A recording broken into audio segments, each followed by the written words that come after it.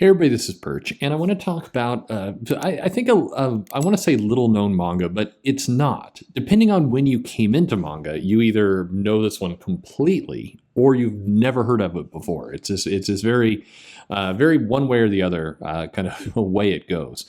This is a series called Video Girl I, which you know already from clicking on the video. And this title it came out in the late in 80s. So it was in 89 to 92. And then if you were collecting it here in the US, I think you probably got into it around the late 90s, I would say. Early 2000s is when a lot of those volumes were coming up over here. And Viz was putting them out. There's been some anime done. The anime wasn't good. I mean, it was all right. There was a live action movie, and then it became one of these 6-episode OVA things.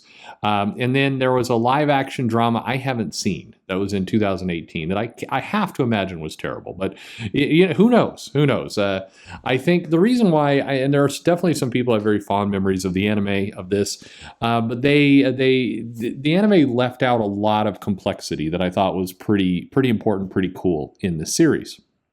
But I just wanted to talk about this one for a quick 10 minutes as something new that you may not have heard of that I recommend you check out, or for others it will be a nice fond memory.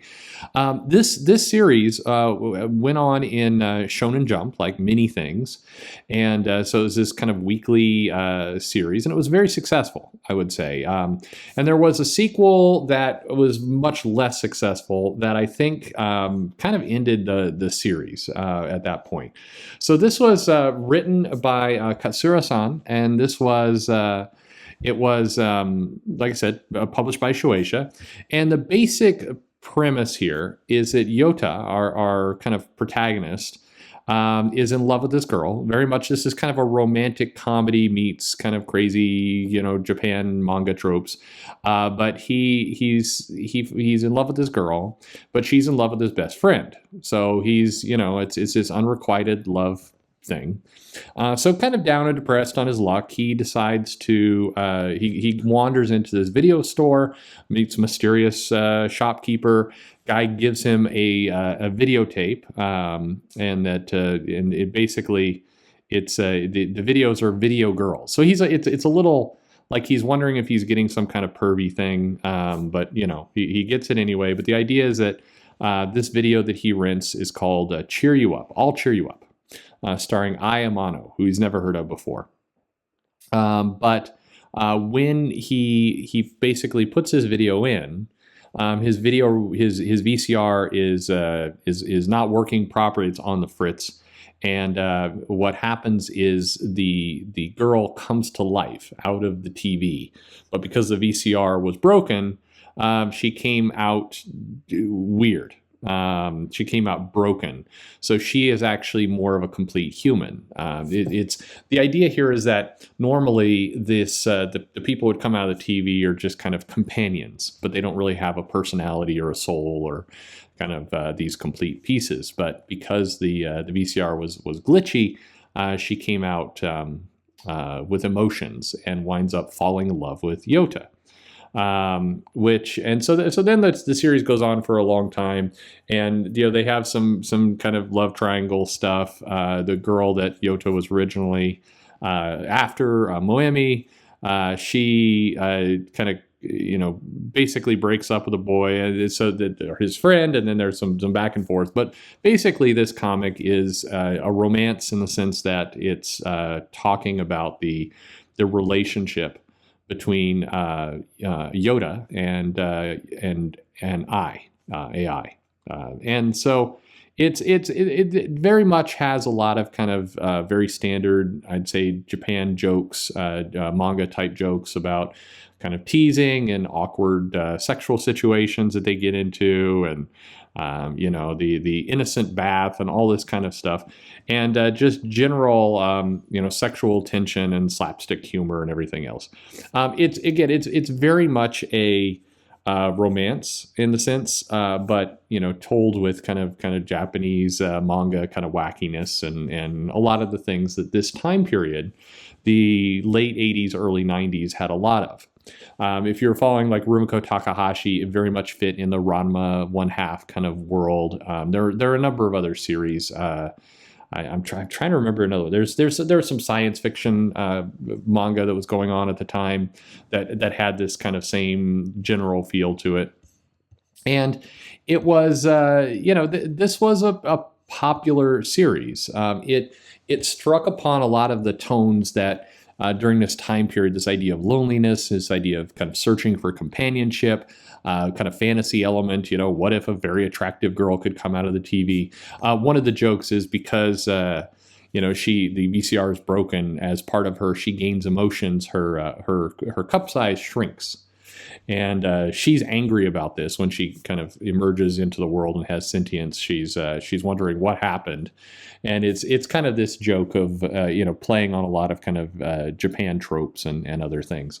But it's a really good series. It's one of those that's charming. It's heartfelt. There is the ending does. This is where the manga is far better to read and kind of uncover than the anime, because the manga gives you first of all a lot more complexity to the characters of what happens to Ai and kind of the struggle to make her real and all the rest.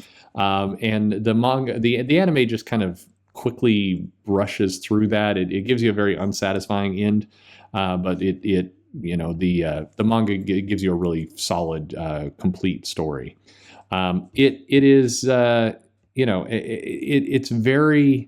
It's got some good tension in it. The tape itself that's in this broken VCR starts to, it's nearing its end, and so what will that mean for her life and kind of her sentience, and if she does get kind of returned or rewound, will she remember all these things? The two characters have at this point fallen in love, so what does it mean for that kind of relationship?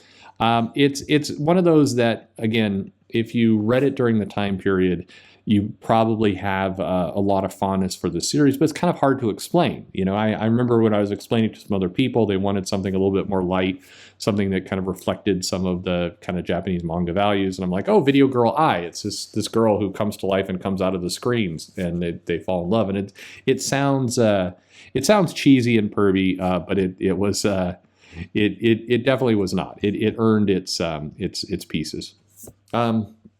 Like I said, it ran for several years. When it came out, it was extremely popular. And if you go back and you read it, it still holds up today. A lot of manga from that time period definitely feels like it's in a time capsule. I still love Rumiko Takahashi, but that's one of the complaints people have about, Lum in particular, but also Ranma One Half and 1 Pound Gospel and Mason. I think that there's this feeling like it's dated a little bit. This one definitely has some of the fashions and things, but because the designs are so kind of fun and quirky, it doesn't feel like you're in this. It doesn't feel like you're getting something weird. It is just very much a great little series. So I recommend it completely. It's worth checking out. The entire volume is in Tankobon off Viz. You can actually get your hands on it fairly cheaply these days on Amazon or used bookstores. They've got it. You do get a complete story if you get from start to finish. The sequel can easily be passed on. It's fun, but it's not necessary. It's a spin-off. It's a little bit different, but it's not necessary. It's a one and done full story, and you do get a satisfying kind of conclusion. But if you're interested in kind of something a little bit lighter, something that isn't just, it is a slice of life, but not, because you've got this, you've got this girl who is a video character come to life. You do have some enemies and some protagonists that come up that are, intending to kind of eliminate this character. So this isn't a slice of anyone's real life. It's definitely odd. It's if you're interested. A couple of people recently have been saying I'd like to get into something a little bit more charming, a little bit more romance based. This gives you that, and the characters are good, and you do get a sense of Japanese culture throughout all this as well. There's that kind of nice feel to it, and the art is really nice. It is very it's very detail oriented.